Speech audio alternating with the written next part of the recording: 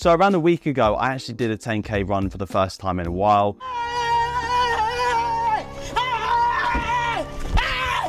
Why are you running?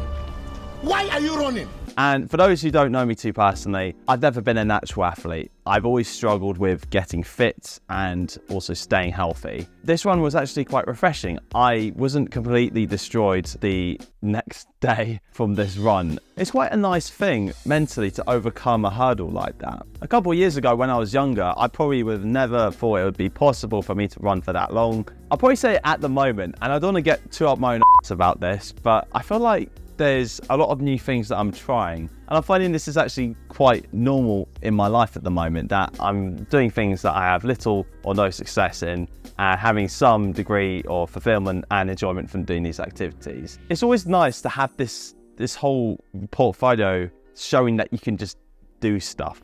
But for a lot of us, we get stuck into these thought patterns where we feel that we can't improve in something that we've been doing for a long time, or that just doing it to begin with is going to be a difficult task.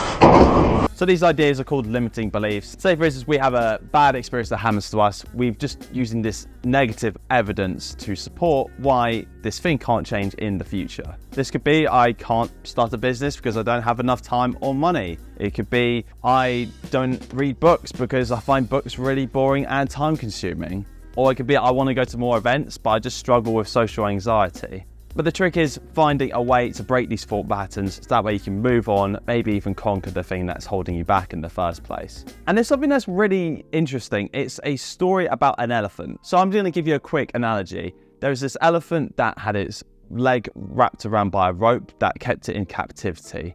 And it was pretty much held in place by this post that was put into the ground. This elephant, when it got older, actually still had this rope left around its leg. But the elephant believed that the rope was strong enough from an early age to keep it in place, and it just never broke out of captivity or escaped.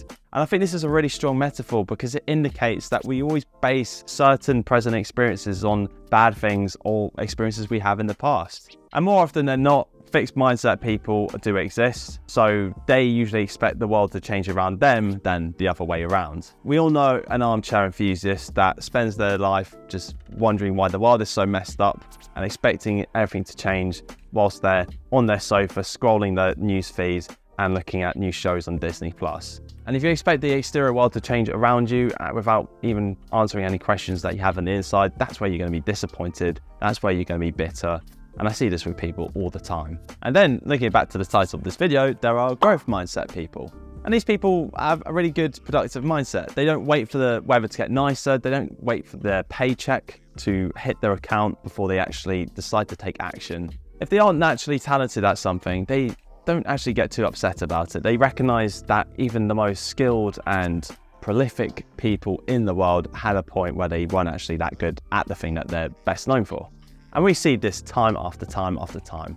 But the question is, how do we become growth mindset people? Well, growth mindset people have clear expectations and objectives that they review regularly, so they can track their progress and see how close they are to hitting their target. I know a couple people that do running regularly, and what they use to track their progress is the Nike fitness apps, or even the apps on their Apple Watch, just to track how fast they're running and how long they've been running for. Obviously, you've got these key performance indicators. Definitely review them as much as you can just to see if you're getting better or worse at the thing that you're doing.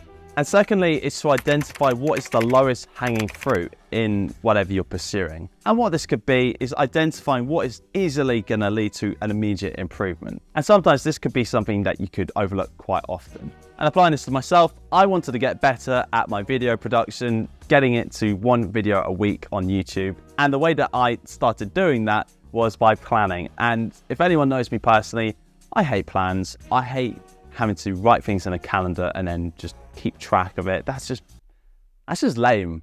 That's just lame to me.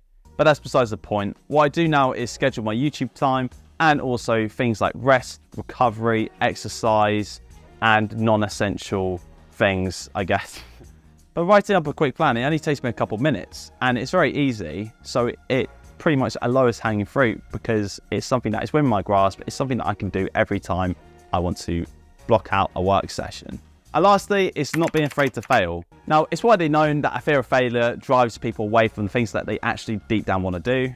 But my message is, you can't have all the certainty of something without it just becoming completely redundant and meaningless. But that's the thing, if you think about it, if everything was guaranteed in life, nothing would actually matter. Imagine if every time that you wanted to invest into the stock market, you'd be guaranteed returns and profits. Everything would just be so out of sync. There would be no actual fundamental value because there'll be no risk. But I don't know how I've come across to this, but one of my guilty pleasures as a teenager was watching Buffy the Vampire Slayer. And it's an amazing show. It's cheesy 90s horror comedy fun. And in one of my favorite episodes, one of the main characters called Xander, he is dumped by his girlfriend Cordelia. And what he does is create a love spell with a witch to try and get the ex-girlfriend to fall in love with him again.